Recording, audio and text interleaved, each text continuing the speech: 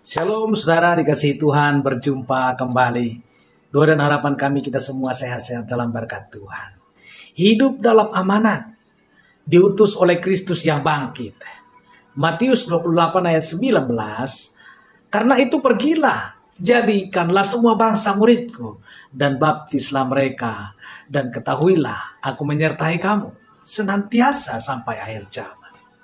Apa yang harus dilakukan orang percaya setelah melihat atau mengalami dan menerima kebangkitan Kristus? Jawabannya ada pada kalimat terakhir Yesus sebelum Dia naik ke surga.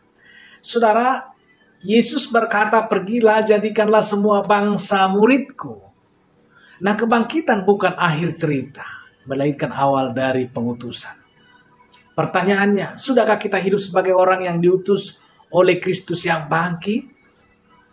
Sebelum Yesus naik ke surga, saudara, Dia berkumpul dengan murid-muridnya di Bukit Galilea. Disitulah Ia memberikan apa yang kita kenal sebagai amanat agung. Nah, secara historis, saudara, ini adalah momen penting para murid yang dulunya ragu, takut, gemetar, sekarang diberi tanggung jawab besar untuk menyebarkan Injil ke seluruh dunia. Nah, Bapak Ibu, tetapi dalam momen ini ada satu sosok yang menarik untuk disorot. Yusuf, ayah angkat Yesus, saudara. Mengapa ia tidak terlihat dalam kisah penyaliban atau kebangkitan?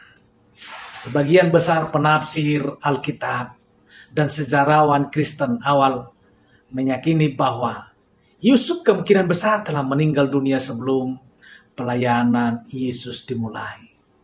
Karena setelah Yesus berusia 12 tahun, namanya tidak lagi disebut. Meskipun Yusuf tidak hadir secara langsung dalam kisah kebangkitannya, perannya dalam kehidupan Yesus sangat signifikan, saudara. Dia adalah yang melindungi, dialah yang membimbing dan membesarkan Yesus dalam ketaatan Taurat. Kesetiaannya di awal menjadi fondasi kuat yang menopang perjalanan keselamatan ini. Yusuf tidak melihat salib, tetapi ia ikut serta dalam rencana Allah. Ini memberi penjelasan, ini memberi pelajaran bagi kita.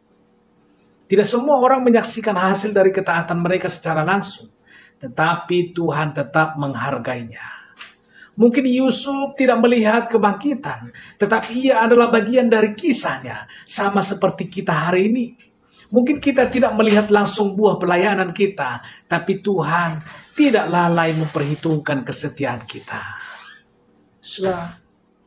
Setelah kebangkitan dan penampakan-penampakannya, Yesus mempersiapkan murid-murid untuk menjadi saksi sampai ke ujung bumi. Ini bukan hanya perintah, tapi juga janji penyertaan. Mereka tidak akan melakukannya sendirian, saudara. Tapi Roh Kudus, Roh Allah akan turun dan kekuatan dari Allah akan menyertai mereka. Saudara, kisah pengutusan ini tidak berakhir di kisah para rasul. Ia terus berlanjut sampai hari ini.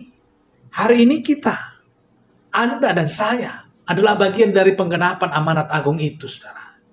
Kita hidup bukan hanya untuk diberkati, tetapi untuk menjadi berkat, menjadi terang, dan menjadi saksi. Saudara, kita hidup di masa antara dua kedatangan. Antara kebangkitan dan kedatangan Yesus yang kedua kali. Nah, saudara, dalam masa ini kita tidak dipanggil untuk duduk diam manis topang kaki, saudara. Tapi dipanggil untuk hidup dalam misi seperti para murid-murid. Setia walaupun tidak terkenal, taat walaupun tidak dilihat, tekun walaupun tidak langsung berhasil. Nah, tugas kita hari ini, saudara, bukan mencari sensasi. Tugas kita hari ini bukan mencari sensasi, tapi menjalankan misi. Dunia boleh berubah, media boleh berkembang, tantangan boleh berbeda, tapi pesan Injil tetap sama. Yesus bangkit, Yesus hidup, dan Yesus akan datang kembali. Nah, menjadi pertanyaan Bapak Ibu, apakah kita masih membawa Injil dalam kehidupan kita setiap hari? Apakah kita hidup seolah-olah Yesus akan datang kembali? Jangan berhenti di pengalaman iman yang emosional. Lanjutkan dengan ketaatan, pelayanan, dan semangat misi. Yusuf setia di awal. para murid setia sampai akhir. Dan sekarang giliran kita. Haleluya. Nah Bapak Ibu dikasih Tuhan.